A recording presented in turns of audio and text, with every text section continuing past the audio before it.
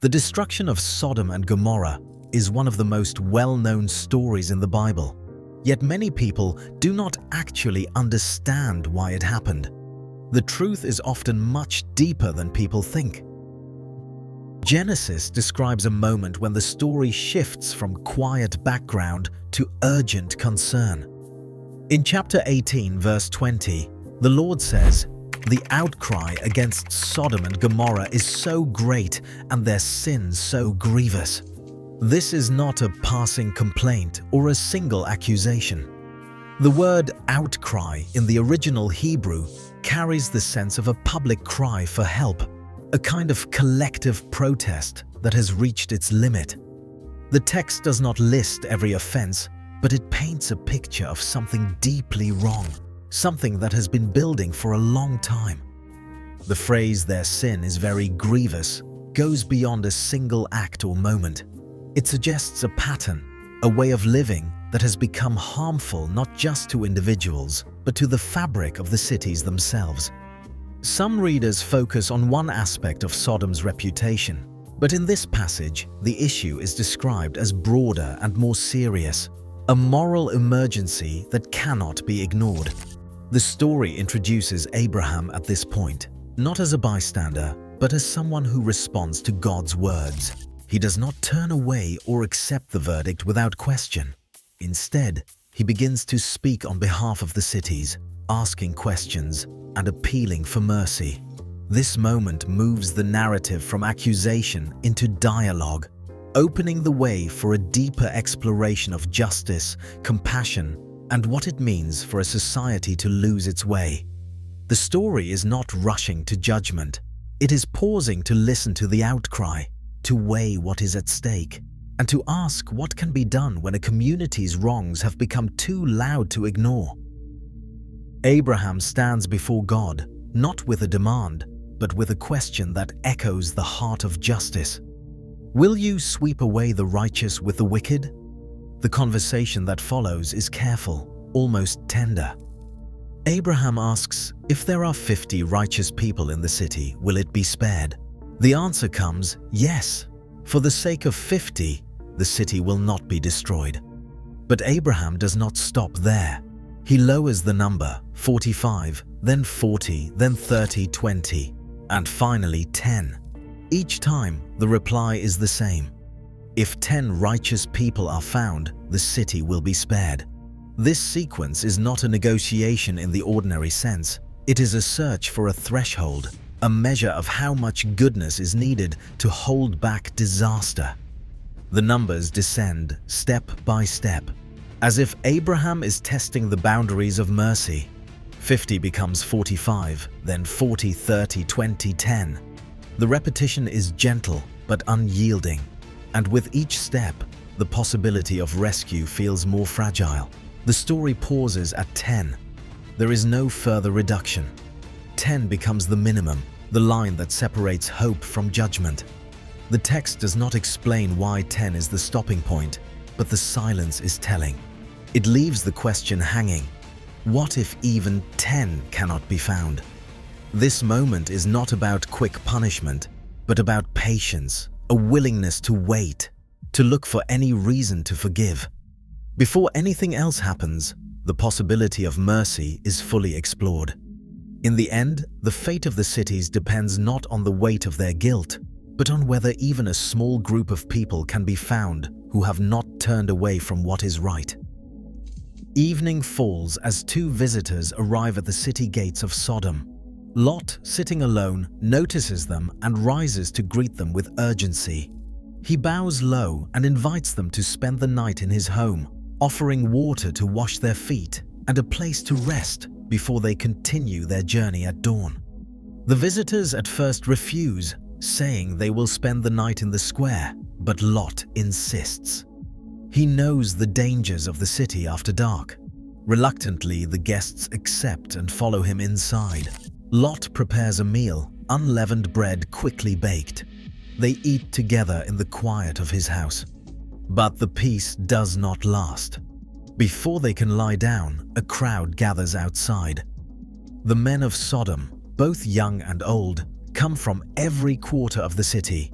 They surround the house, filling the street with noise and demands.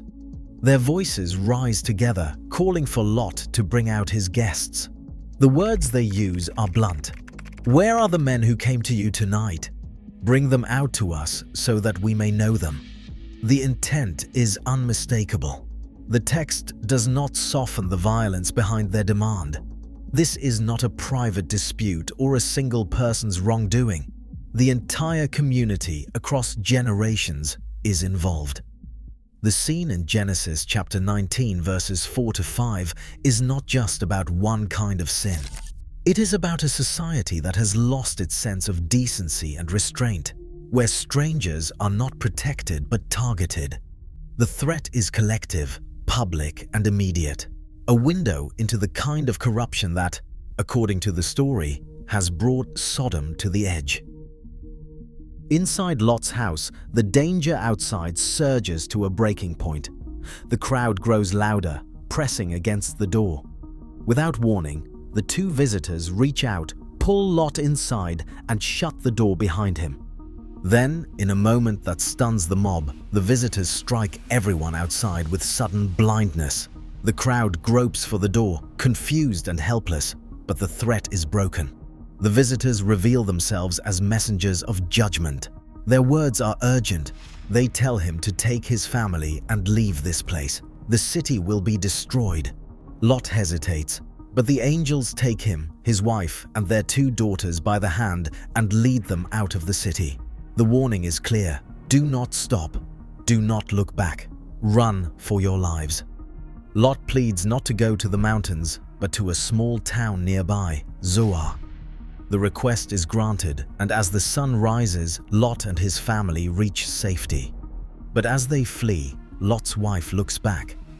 In that instant, she is changed, turned into a pillar of salt, frozen between the past and the future she cannot enter. Then it happens. The Lord rains down burning sulfur from the sky onto Sodom and Gomorrah. The cities, the fertile plain, everything living there are consumed. The destruction is total, but it does not come without warning. Every step, blinding the mob, urging Lot to flee, granting his request for Zoar, shows a chance to escape, a moment to turn away. Judgment falls only after every opportunity has been given and refused. The story of Sodom and Gomorrah is often remembered for a single issue, but the biblical witness is wider and more searching. In the book of Ezekiel, chapter 16, verse 49, an ancient prophet looks back at Sodom and names what many readers miss. Now this was the sin of your sister Sodom: pride, excess of food, and prosperous ease. But she did not aid the poor and needy. These words come from within the biblical tradition itself, not from modern commentary. Ezekiel's list names pride, overindulgence, and neglect of the vulnerable, and it expands the story beyond any one headline. It suggests that the problem ran deeper than a single act or moment. Sodom's downfall, according to this text, began with arrogance and comfort that dulled compassion. The charge is not about one kind of wrongdoing, but about a city that turned away from justice and mercy. This pause in the biblical record invites a moment of reflection. The warning is not just about what people did, but about what they failed to do for those in need. Lot's story stands at the crossroads of hospitality and compromise. In the face of danger, he welcomes strangers into his home, a gesture that echoes the ancient code of protecting guests at all costs. Yet when the crowd outside threatens violence, Lot's response is not simple heroism. His offer to hand over his daughters in place of his guests is unsettling, even painful to read. The text does not excuse him, nor does it hold him up as a flawless example. Instead, it presents a man caught between the demands of his culture and the reality of a society that has lost its way.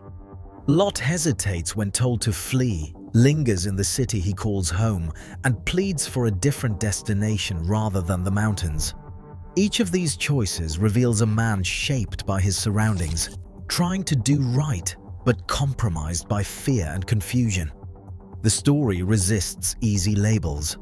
It shows a community where justice and compassion have eroded, and even those who try to stand apart are deeply affected.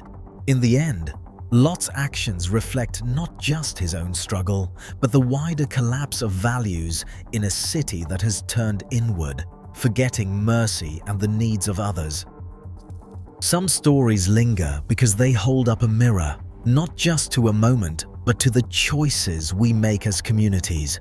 The heart of this account isn't just judgment, it's a warning about what we nurture or neglect together. That question still waits quietly for each generation. Share your thoughts below.